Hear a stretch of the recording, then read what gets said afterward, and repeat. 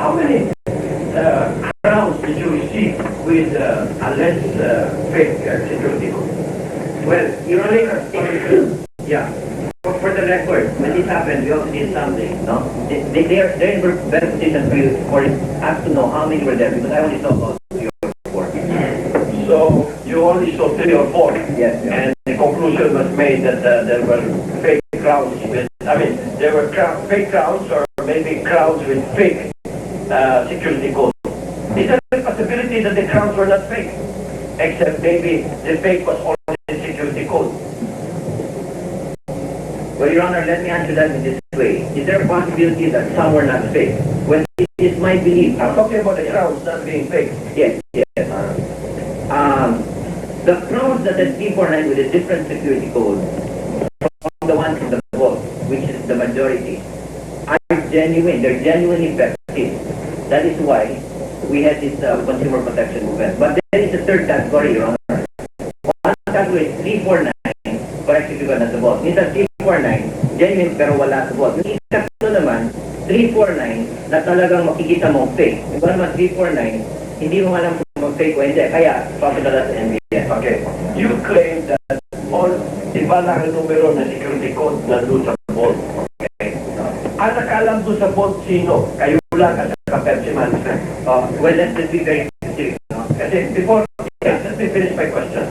I bring this up because I thought all the time that the moment that is deposited in the vote, it should be announced publicly.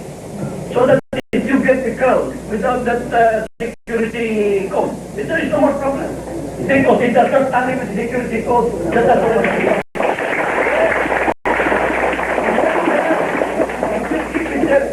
integrity, that's the way it was. There is a possibility of something after many people will claim that they have. Since it's only you, I'm not saying that you are possible of tampering. But I'm just saying the possibility is there that the DTI together with maybe with the promoter or the promotion agency could manipulate that after the announcement and then they made a mistake that there were 30,000 winners, we might do something, we might go bankrupt. Let's do something about it. Let's make it appear that we have already deposited in the vote the winning number, which is 349, with the specific security code, since we have not issued this, maybe only for you. There is some possibility. Don't you think so, Mr. Secretary? Yes, Your Honor. Now, when I say fairness, I don't mean fairness to any party, but fairness to justice. Let me explain this. If they followed your recommendation, first of all, let me say that I found out the details of this. I mean, they should not have followed the recommendation. This recommendation has been ordered by you people. Okay, you should not have approved the promo without that kind of a term and condition. If you want to be transparent to the people that are participating in the promo. Yes. Your Honor, let me then answer that, and I wish you to know this. By virtue of my responsibility, I will take responsibility for this. It was actually approved by the NCR group, but I'm backing their decision. Let me tell you what, they explained it to me. It's this. If they follow that recommendation, the project would be not useful. We would not allow that project. Why would we not allow the project? For the following reason.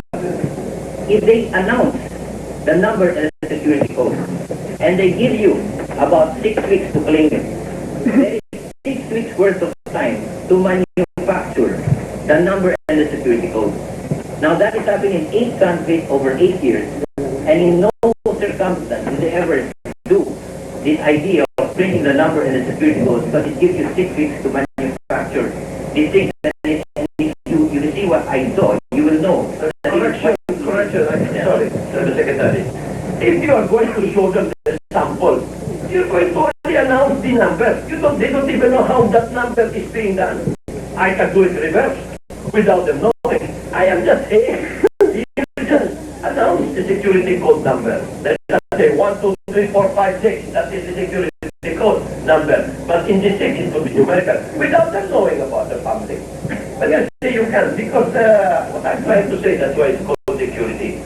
I am not saying that the actual security code, the way it's printed in the cloud, should be shown to the public in the promo. Only the number, 349 plus security code number, so and so, so and so. Then it is up to you for authentication. But the number should have been announced. Because so that there would have been less, it would have been less problematic. I think, because then the rest of the 30,000 people who received 369 or 349 numbers, that does not jive at all with those. They would have thrown that away, as you said.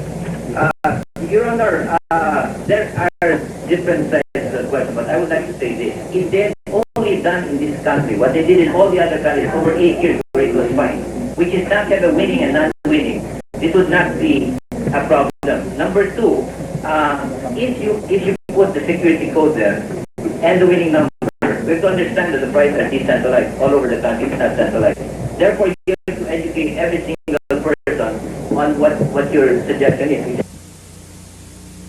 The consumers. Is that correct? Well, to protect the consumers, but we have other rules like giving jobs to people, etc. No, I'm not talking about that. We're not talking about giving jobs to anybody here. We're talking about the subject matter. We're talking about consumers, more or less. At least in this, we're talking about this subject matter. Limited to this. Mr. Undersecretary, may we know from you personally, how would be your personal opinion be towards these people who are already disclaimants, who have been working so hard for all these months for their claim?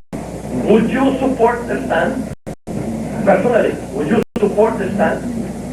I do not know, because the members of this committee would like to listen, since you are the people involved. We are just here to investigate. Would you support the stand of the claimants, or just be happy with your findings and find Pepsi Cola with 150,000 and that ends the whole thing? Congressman Subiri, if you ask a personal question, I'll give you a personal answer. Yeah.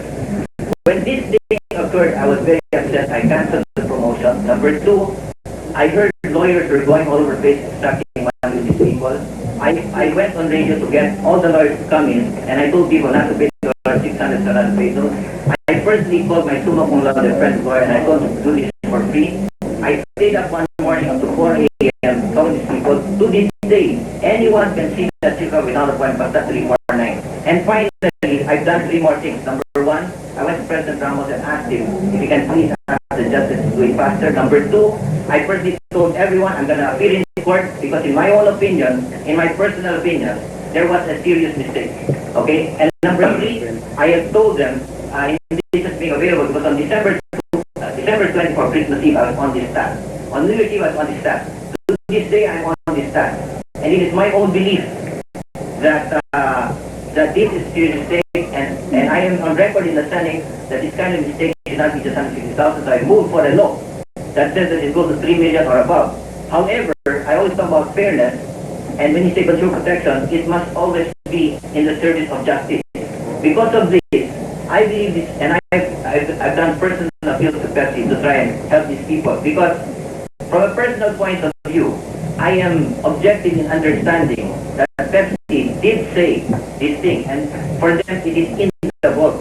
So from a technical point of view, given our contract with them, we cannot morally mandate them because wala sa vote. That's not in our contract. We have to violate vote.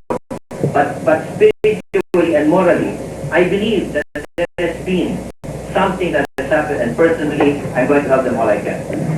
When you said there were lawyers that were making money out of this claimant, is this the lawyers around here that would fit the description? But Subiri,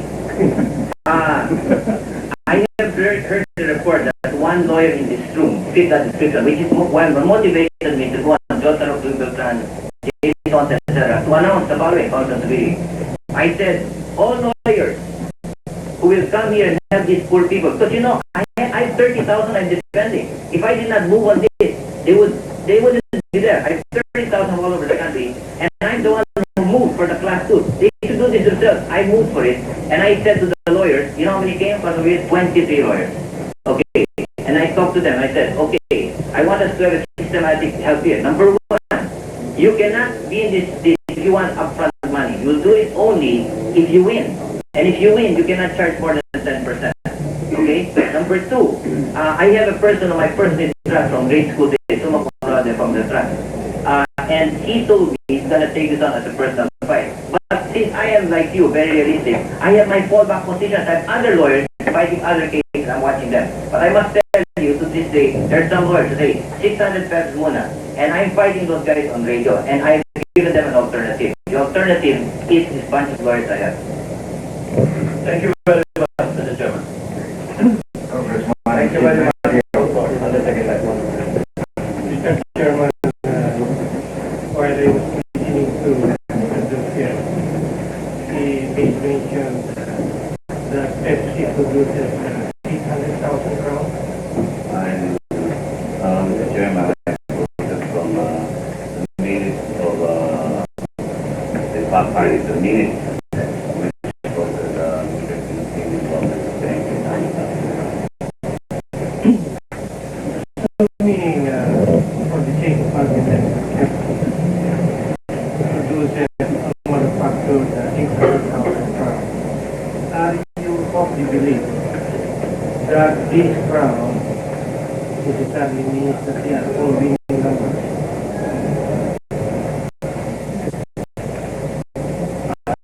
different degrees as a promotion man, but from the perspective of the common man, who would see such this one-man cloud, naturally, the system of such winning cloud, this one-man cloud, so that was the message of the advertising campaign would naturally jump up.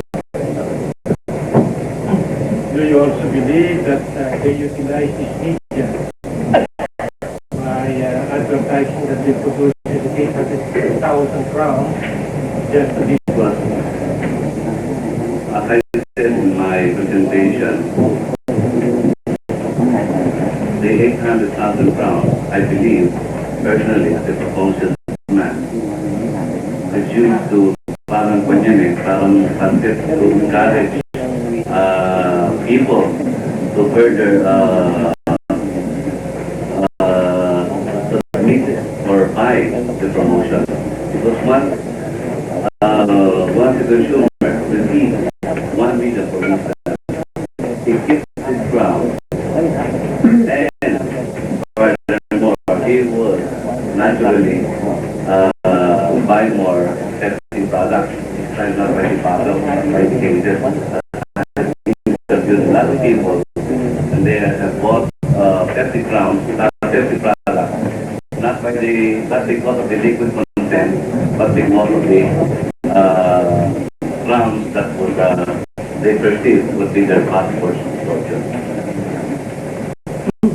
okay. In your understanding, do you believe that this 800,000 crowns are supposed to win any prizes that Pepsi would like to give to consumers? From the point of view of promotion, it was really for promo boosters. Promo booster. Yes, that's right. So you believe that this 800,000